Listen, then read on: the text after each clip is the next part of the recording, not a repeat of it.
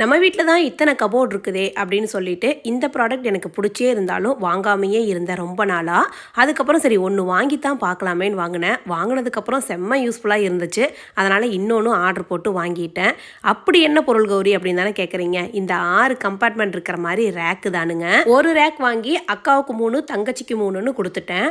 அதுலேயே பார்த்தீங்கன்னா 2 பேரும் சண்டை கட்டிக்க ஆரம்பிச்சிடுறாங்க. இன்னும் பொருள் வைக்கிறதுக்கு பத்தலை அப்படின்னு சொல்லிட்டு சரி ஆளுக்கு ஒன்றா வாங்கி கொடுத்துர்லான்னு இன்னும் ரேக் ஆர்டர் போட்டுட்டேன்.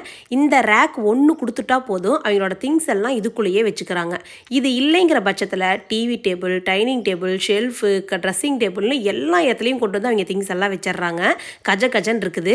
இது ஒன்று கொடுத்துட்டா போதும், இதுலேயே எல்லா திங்ஸும் வச்சுக்கிறாங்க. ஆனால் இந்த டைம் ஆர்டர் போடுறது கொஞ்சம் சின்னதாக வந்துருச்சு.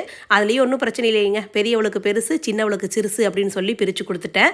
சாயந்தரம் ஸ்கூல்லேருந்து வந்ததே அவங்க திங்ஸ் எல்லாம் எடுத்து வைக்கும்பொழுது ரொம்ப சந்தோஷம் அவங்க 2 பேத்துக்கும். இந்த ரேக் வாங்கி இப்போ 1 வாரத்துக்கு மேலாச்சு. குவாலிட்டியும் சூப்பராக இருக்குது. இது வந்ததுலேருந்து கொஞ்சம் வீடும் பார்த்தீங்கன்னா கசன்னு ஆகிறதில்ல. குட்டீஸ் 2 பேரும் அவங்களுக்கு தேவையான திங்ஸை எடுத்துட்டு மறுபடியும் அதுலேயே கொண்டு போய் வச்சிடுறாங்க.